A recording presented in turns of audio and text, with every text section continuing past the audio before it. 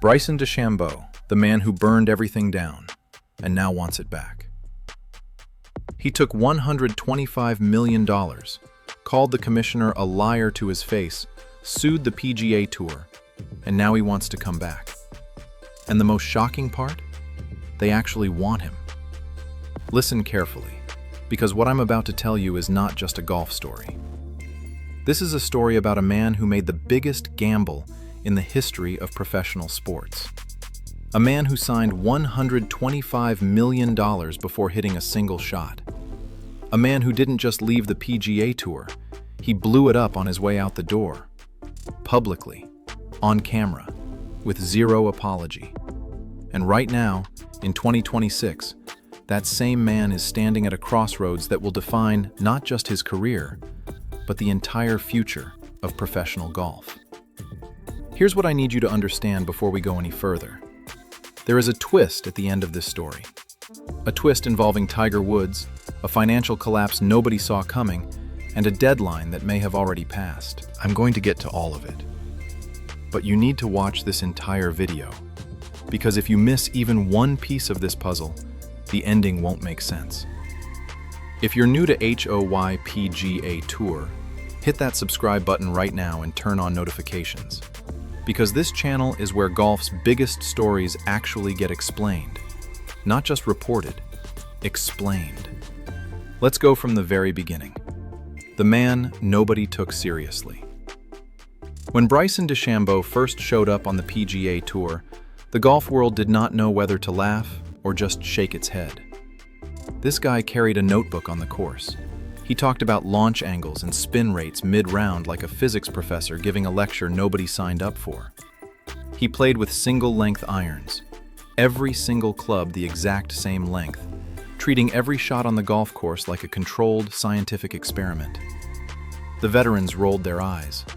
The commentators raised their eyebrows, and behind closed doors, and I mean behind very closed doors, people said one thing. This guy is going to fold the second real pressure shows up. They were not just wrong. They were embarrassingly wrong. Because what happened next is one of the most remarkable physical transformations in the history of professional sports. DeChambeau did not just get better at golf. He rebuilt himself from the ground up. He went from a lean, almost skinny college golfer to 240 pounds of pure, explosive, functional muscle. He wasn't just hitting the ball further than anyone else on tour. He was hitting it further than anyone thought was physically possible without performance enhancement. Driving averages that had never been seen before. Ball speeds that made equipment manufacturers rethink their entire product lines. And a mentality that treated the golf course not as a venue for artistic expression, but as a problem to be solved mathematically. And then came the moment that shut every single critic up permanently. 2020, US Open, winged foot. If you know anything about golf history, you know what winged foot represents. This is not just a golf course. This is a test designed specifically to expose every single weakness a player has. Winged foot has broken legends. It has humiliated champions. It is the kind of course where even the best players in the world walk off the 18th green looking like they lost a fistfight. Bryson DeChambeau won it by 6 shots. Not 1, not 2, 6 shots at winged foot. The laughing stopped. The eyebrows came down, and every single person who had written him off had to face the same uncomfortable truth. This man is something entirely different. But here is what nobody understood at the time, and this is critical, so stay with me. That US Open victory was not the defining moment of his career. The defining moment hadn't happened yet.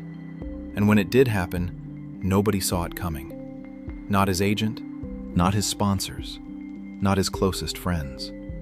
Stick with me, because we're getting there right now. The night he blew everything up, June 2022. The PGA Tour was running its tournaments, making its money, operating the way it always had. And then, without a press conference, without a dramatic farewell, without even a social media post warning anyone, Bryson DeChambeau was gone. He signed with LIV Golf, and the number attached to that signature was $125 million.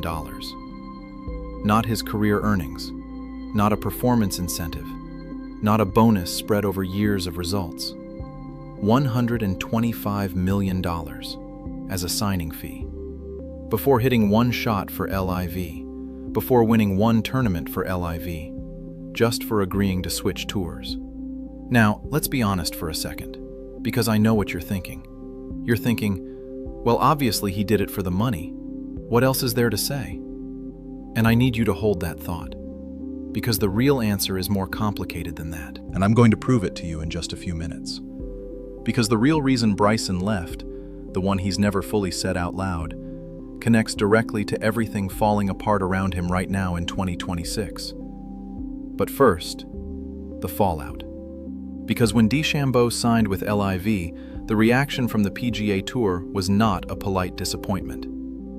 PGA Tour Commissioner Jay Monahan had spent months trying to hold his tour together as LIV kept writing checks that nobody could compete with. He had been crystal clear. Any player who defected faced serious consequences: suspensions, loss of world ranking points, career-defining penalties. DeChambeau's response?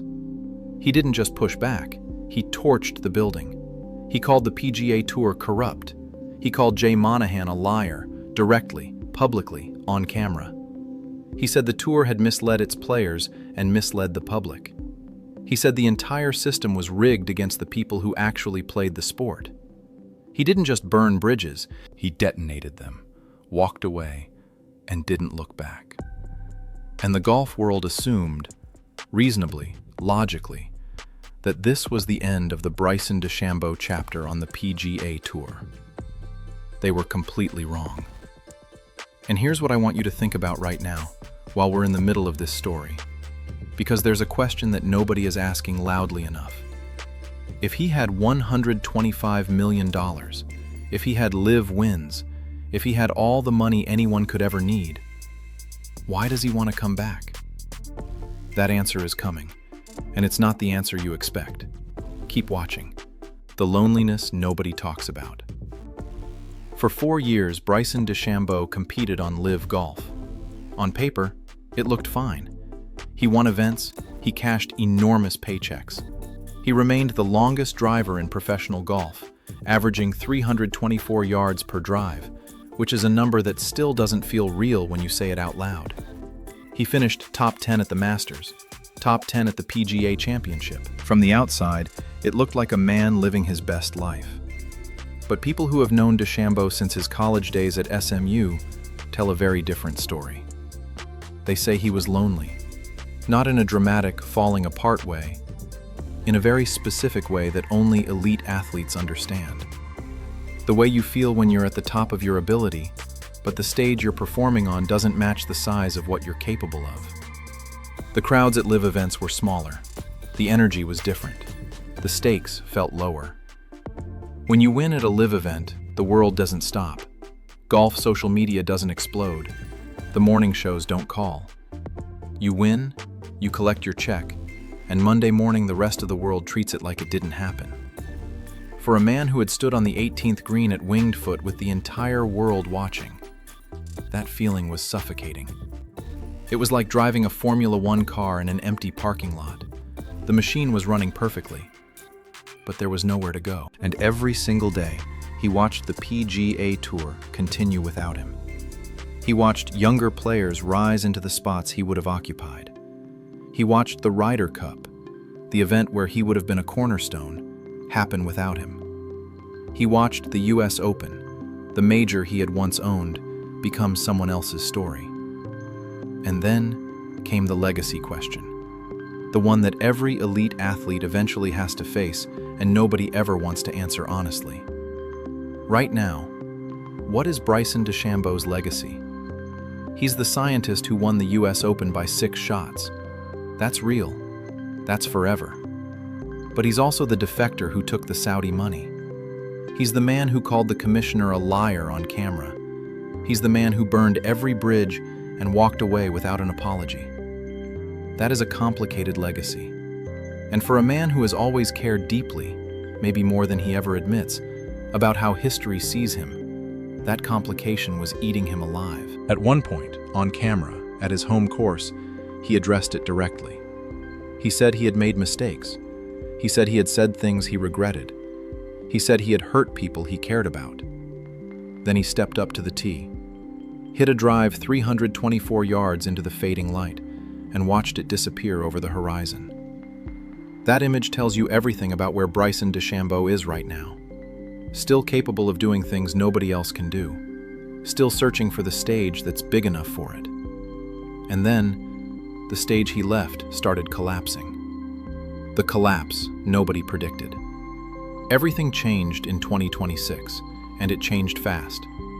Saudi Arabia's public investment fund, the PIF, the financial engine behind every single dollar LIV Golf ever spent, announced it was pulling its backing from LIV at the end of the 2026 season. When that announcement hit, professional golf went into shock. The PIF had injected an estimated $5 to $8 billion into LIV since the league launched in 2021. $8 billion. Into a league that never attracted major outside investment, never came close to profitability, and never, not once, threatened the PGA Tour's hold on the sport's biggest stars, biggest sponsors, or biggest television audiences. DeChambeau himself described the moment he found out. He said, and I'm quoting him directly here, "There's no way. That's freaking impossible considering what I'd heard a couple months earlier. I thought there was a plan through 2032. It was a flip of the switch." And the reasons behind the PIF's retreat go way beyond golf. Saudi Arabia was already pulling back from massive international investment commitments before the Iran conflict began. Then, Iran's closure of the Strait of Hormuz cut Saudi oil exports nearly in half. The kingdom shut down offshore fields, halted one of the world's largest petrochemical plants. The PIF's estimated value, once approaching $940 billion, now looks increasingly theoretical. Yasir Al-Rumayyan, the PIF governor, LIV's architect, the man who built the entire thing, stepped down entirely. LIV's CEO is now out shopping the league to outside investors, looking for $250 million, while somehow projecting profitability. This from a league whose own leadership said earlier this year that breaking even could still be a decade away. LIV has already postponed one tournament this season, and Bryson DeChambeau's contract expires at the end of 2026. He is currently unsigned for next season, assuming there even is a next season. Now, I need you to stay with me right here, because what happens next is where this story gets genuinely complicated. There's a door open, there's a deadline that already passed, and there are conditions that may be impossible to meet. Don't go anywhere. The door that's open, but maybe not for long. January 2026. The first crack in the wall appeared. Brooks Koepka returned to the PGA Tour under a newly created returning member program. The eligibility was specific. Players who had been away for at least 2 years and had won a major during the 2022 to 2025 period. Under that criteria, only 4 LIV players qualified. Koepka, DeChambeau, winner of the 2024 US Open, Jon Rahm, winner of the 2023 Masters, and Cameron Smith, winner of the 2022 Players' Championship and Open Championship. The terms were not soft. Koepka agreed to donate $5 million to charity. He forfeited FedEx Cup bonus money. He cannot participate in the tour's equity program for 5 years. And there was a deadline, February 2nd, 2026. Explicitly stated as a one-time program, not a template, not an open invitation, a door with an expiration date. DeChambeau did not accept before the deadline. Instead, the day after the Koepka announcement, he posted a photo on Instagram, standing near an exit sign. Caption: "What would you do?" Classic DeChambeau. Maximum leverage, minimum commitment. PGA Tour CEO Brian Rolap has publicly said he wants DeChambeau, Rahm, and Smith back on tour. The door is open. But DeChambeau has named his price, and it is not simple. At LIV Golf, Virginia in May 2026, he laid out two specific conditions. Condition 1, player acceptance. Not executive approval, not a CEO's handshake, the membership itself. He said, directly, "I think there's a way to solve any problem. It's really about if the membership wants me back. I don't even think it's Brian Rowlap or anybody at the top. It's really if the players want me back. And if not, then I understand that." That is not a small ask. DeChambeau didn't just leave with Saudi money that put a bad taste in every loyal player's mouth. He was also part of a lawsuit against the tour after his departure, alleging the PGA Tour used monopoly power to punish players who went to LIV. Those wounds have not healed, not even close. Condition 2, content freedom. His YouTube channel, his social media, his brand.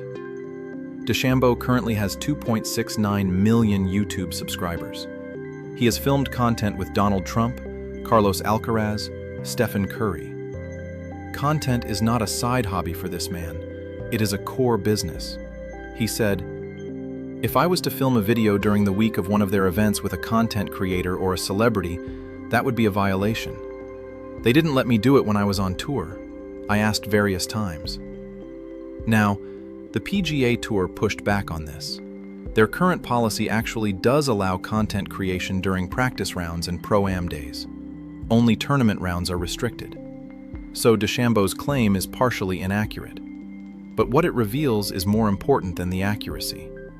He is not walking back into the tour quietly. He wants assurances. He wants terms on paper. He wants to negotiate from strength, not from desperation. And as of today, no deal is done. The Tiger Woods problem, and the twist you didn't see coming. Here's where I promised you a twist, and I'm delivering. Inside the PGA Tour's player membership right now, opinion on DeChambeau's return is split down generational lines. Younger players, the ones who joined after the LIV split, have no problem with it. They want to compete against the best players in the world, simple as that, full stop. Older veterans feel completely differently. One veteran player, speaking anonymously, put it as plainly as it can be put. He burned every bridge, called the commissioner a liar, took the Saudi money, and now he wants to walk back in like none of that happened? That's not how this works. And then there's the money fight. DeChambeau's position is that the PGA Tour has zero jurisdiction over money paid to him by LIV Golf. The Tour's position is that some form of repayment to a charitable fund is non-negotiable, designed to ensure players who stayed loyal weren't disadvantaged. Two sides, one cliff, both staring at each other. But none of that, none of it, is the twist. The twist is Tiger Woods. Tiger Woods released a statement through his agent, and I want you to listen to every single word of this carefully. The PGA Tour has rules. Those rules apply to everyone. If the rules are changed for one player, they must be changed for all players. Tiger did not endorse DeChambeau's return. He did not block it either. But what that statement communicated, to everyone paying attention, was this. If Bryson gets back in, every LIV player gets back in. Jon Rahm, Dustin Johnson, Phil Mickelson. Every single player who defected and is still under contract with LIV. This is no longer just about Bryson DeChambeau. This is about whether the PGA Tour opens the floodgates entirely, reabsorbs every player who left, and essentially declares that the entire LIV era, the billions spent, the lawsuits filed, the relationships destroyed, was just a detour that ultimately changed nothing. Or whether they hold the line and let the sport fracture permanently. The question that decides everything. So here's where we are. LIV Golf is financially collapsing. DeChambeau's contract expires in months. The PGA Tour door is technically open. The deadline for the original offer already passed. Player opinion is split.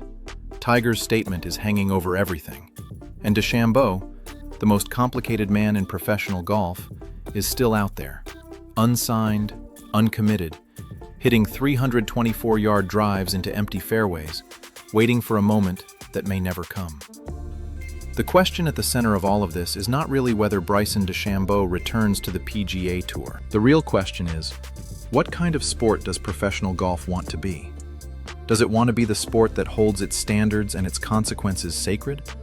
Or does it want to be the sport that takes its best players back, regardless of what happened, because the product is better with them in it? That answer is coming. And when it does, I will be right here breaking it down for you. If you watched this entire video, thank you. Genuinely. Drop a comment below with one word that describes Bryson DeChambeau. Just one word. I want to see what this community thinks of him. And if you haven't subscribed to PGA Tour yet, now is the time. This channel covers professional golf the way it deserves to be covered, not surface level, all the way down. Hit subscribe, hit the bell, and I'll see you in the next one.